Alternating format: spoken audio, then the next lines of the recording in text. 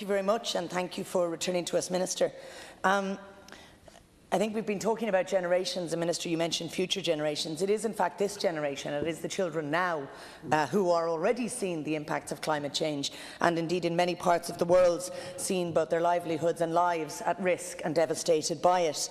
And we know that this generation are out on the streets protesting. I've never seen so many children at protests as the protests we see in relation to climate change, in relation to extinction, and the passion which young people are bringing to that. And that's because I believe the public are very, very far ahead of government in relation to this issue and in their understanding of that issue.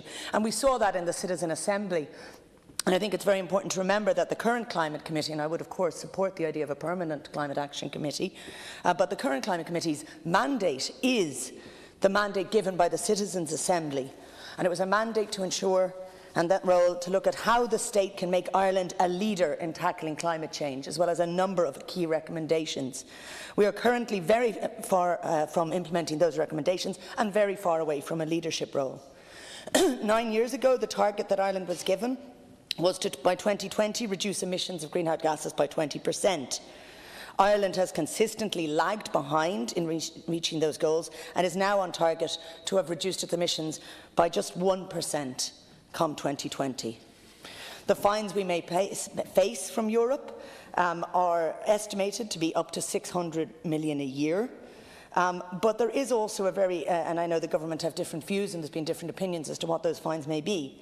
The government minister, I think himself, has estimated fines of about 13 million. But these are huge costs. And the cost, of course, is far greater than those short-term financial fines. This year is crucially important. I think it has been deeply disappointing to see that the conversation is still focused on the idea that by the end of this year we might have clear actions in place. The ambition for this year, 2019, needs to be far more. And it was deeply disappointing when we saw the ministers coming in to speak to us before Christmas, and I welcome your return, Minister, but I will expect, and I'm sure others expect, that all of those ministers will return for proper debate in each of their areas, that we were not hearing about the plans for reduction. When we think of the fines that we will face next year, you would surely think that we would be better to front-load investment this year, before our first year of reckoning 2020, to ensure that those fines are reduced and have that money invested into concrete action. But the ministers who came in, I noted something of a pattern. Many of them focused heavily on adaptation rather than mitigation. Even though mitigation and the reduction of our emissions, the reduction must be the priority. I am deeply concerned that in some areas it seemed to be the idea that we are going to plough ahead with business much as usual until we find a way to make profitable certain other kinds of business, and that we will put a few things in place to deal with bad weather if it comes. When we talk about transition, it needs to be clear.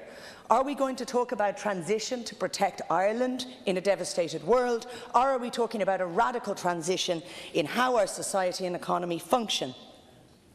Because if we do not have that kind of radical transition, we are visiting devastation on the rest of the world and on other countries, as well as on the most vulnerable in our own societies.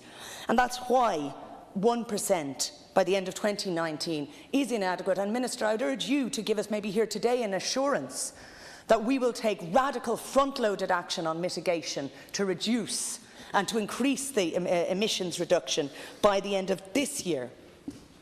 I do want, however, to acknowledge that, Minister, you are one of the first who have started within government and been clear the discussion in relation to the idea of the circular economy, in their idea of different models of development, and I do want to commend you on that. And I believe that there is an understanding beginning to happen that this is not simply about tweaking, it's not simply about a few different small, but it's about radically different ways of doing development. And they need to be ways that are socially and environmentally sustainable, and we also need to realise that there will be losses.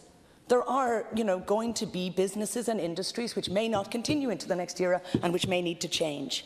I do want to welcome as well the government's signing of the Solidarity and Justice Transition Declaration at the COP, the Conference of the Parties in December. I think that was important, and I hope you will support the Just Transition legislation put forward by the Green Party in relation to that as well.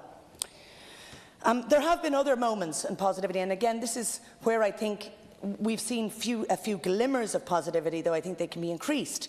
Because this is an issue that affects us all, which requires every resource that we can bring collectively as legislators, I think we do need to embrace legislation wherever it is coming from. I believe there are very good bills, indeed the Climate Emergency Bill and other bills that need to be considered and supported, that are coming from different parties, whatever their source. And I think it was a positive moment for everyone in Ireland and across the Oireachtas when we passed, with the government support, the passing of the Fossil Fuel Divestment Bill. And I hope that provided some insight to government when we see how warmly, both amongst the public and internationally, that bold and important step was taken, was greeted, how positively that was greeted. However, there is an hypocrisy. We cannot, and I know, Minister, you talked about the transition and that things don't happen instantaneously. We cannot take negative steps towards the future at the same time to issue new drilling licences or exploration licences, to facilitate new measures for importing LNG repositories in Shannon, gas which may be fracked gas coming from other parts of the world. These are negative new hostages to fortune. This is not simply about not making the change fast enough, it's about steps in the wrong direction. Others, and I think Senator Devine has spoken very eloquently about the green energy, how much that needs to be at the centre of what we do, and I think I would also very much support her points in relation to the concerns on blood coal, and that's something which we really need to look at in a number of ethical bases. I think that we should be able to meet our 70% target by 2030, and I think again we should front-load that investment.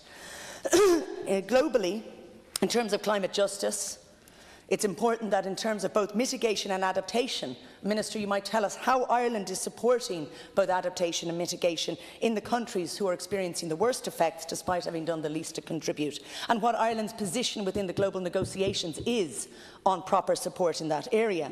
And also in an area where, unfortunately, the European Union seems to be a laggard, which is in relation to the area of technology transfer. And the technology transfer, I think it points to one key thing.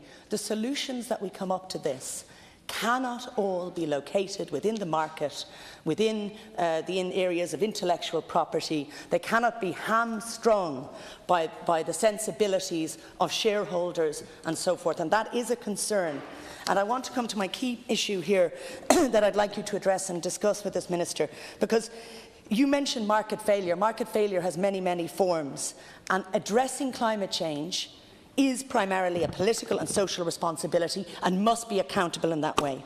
I have in that regard some questions in relation to green bonds. I believe there has been somewhat of a lack of information into this issue.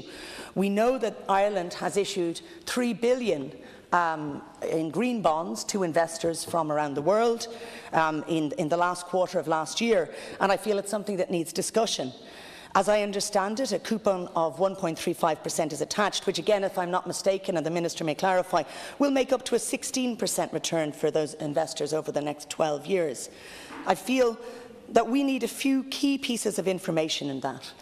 Where is the $3 billion to be invested? Is it to private or to public projects? The language that I've found so far is eligible green projects. What are eligible green projects? Where are the criteria? What is the process for deciding how the $3 billion will be invested?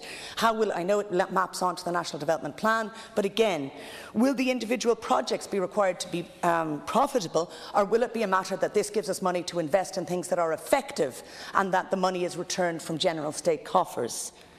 The 12 years of the bonds, ironically, somewhat matches the 12 years remaining to avoid catastrophic climate change. Can we be assured that the meeting of our emission reduction targets will take first priority? So, for example, If there are actions which can be taken which will more effectively reduce emissions but do not generate profit, they will be prioritised over less effective actions which have profit attached to them. This is very vitally important, and again, I'm come to it. And again, how does this map onto the fines that we're paying? Is it a case that the public will carry the fines, but that potential financial benefits will go to investors? So, in relation to that, you mentioned recovery and recession. Recovery. Again, will our commitment and these targets stay resolute regardless of recovery or recession? I finish, Minister, just by speaking about public investment. I'm in my last minute, perfect. Public investment. We know that public investment can be the best way to drive innovation. We've seen in texts such as the entrepreneurial state, because public investment, where there's public accountability, can be more responsive to innovation, to changes in technology and to changes in understanding and political requirements. I'm asking to ensure that we don't tie ourselves into toll roads again, but we invest particularly in public transport, rail and public networks, that we keep them in public ownership. Bus Connect is a positive step. We need rail transports and bus transport increased across the country. Will that be in public delivery so that it can continue to respond to changing and evolving standards? Will investment in high-quality cycling infrastructure, which provides a direct return of 3 to 1 times or higher in terms of investment? It's not a zero-sum game. If we invest in cycling, in greenways and others, we not only have benefits in terms of health, in terms of cost, in terms of social benefits, but in terms of environment. I am sorry. I come to my absolute last point. You're already a 1 minute over. A single sentence. Minister, could you address the issue of the National Development Plan and green procurement within the National Development Plan? Thank you very much, Minister.